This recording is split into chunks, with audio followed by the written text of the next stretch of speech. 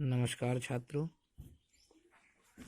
आज की online class में आपका स्वागत है। एक बार हम पुनः आगे बढ़ते हैं।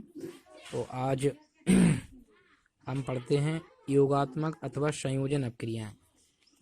तो देखिए आप, योगात्मक अपक्रियाएं वे अपक्रियाएं जिनमें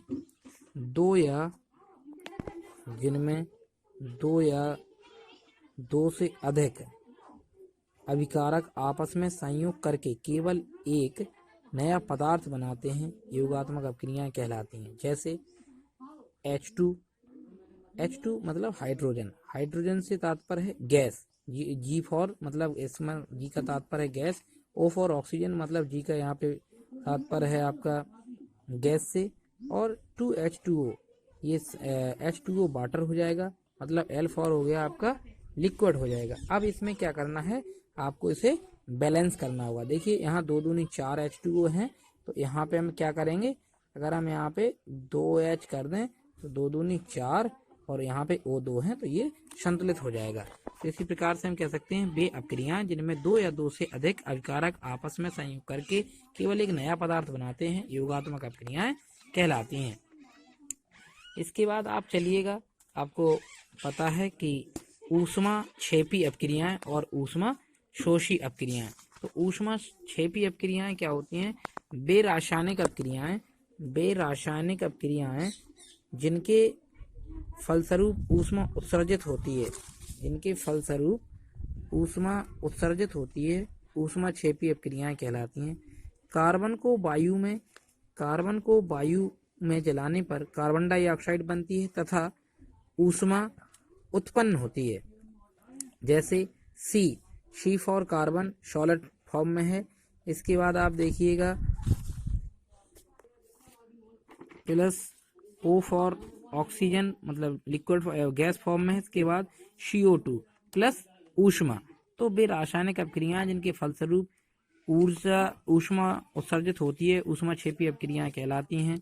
ऊष्माक्षेपी अपक्रियाएं ऐसे कार्बन को वायु में जलाने पर कार्बन डाइऑक्साइड बनती है तथा ऊष्मा उत्पन्न होती है। इसी प्रकार से आप और देख सकते हैं, जैसे CH4 प्लस O2 को ले लें तो क्या होगा, CO2 निकलेगा और प्लस जल प्लस ऊष्मा उत्पन्न होगी। इसी के आगे अब हम चलते हैं ऊष्मा शोषी अपक्रियाएं। वे रासायनिक अपक्रियाएं जिनके फलस्वरूप ऊष्मा अवशोषित होती है, ऊष्मा शोषी अपक्रियाएं कहलाती हैं। नाइट्रोजन और ऑक्सीजन को उच्च ताप 3000 डिग्री सेल्सियस के लगभग गर्म किया जाता है, तब नाइट्रिक ऑक्साइड बनता है। N2O प्लस O2 प्लस ऊष्मा इक्वल टू NO। तो इससे क्या होता है, तो इससे आपका इसे ऊष्मा का शोषित करता है। ये तो जो ऊष्मा को छोड़ता है उसे हम ऊष्मा क्षेपी कहते हैं, और जो ऊष्मा का शोषण करता है, ऊष्मा को ग्रहण करता है, ऊष्मा के द्वारा ऊष्मा को ग्रहण कर लेता है, उसे हम ऊष्मा शोषी अपक्रियाएं कहते हैं। इसके बाद अब हम आगे चलते हैं तो हम देख पाते हैं अपघटन अथवा वियोजन अपक्रियाएं। तो वे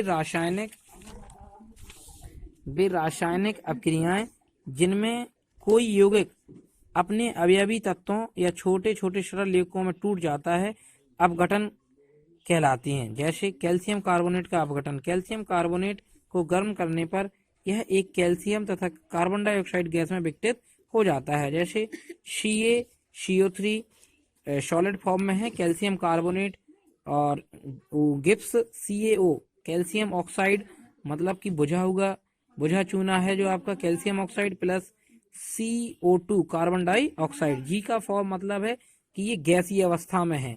और भी आप ले सकते हैं, जैसे कि पोटेशियम क्लोरेट का अपघटन किया जाता है। पोटेशियम क्लोरेट को गर्म करने पर ये क्या, पोटेशियम क्लोराइड तथा ऑक्सीजन में अपघटित हो जाती है। पोटेशियम क्लोरेट का फॉर्मूला होता है KClO3, और ये गिब्स करेगा तो ऊष्मा, इसके बाद KCl प्लस O2। इस प्रकार से आज की हमारी कक्षा पूर्ण होती है और कल हम इसके आगे पढ़ेंगे। धन्यवाद।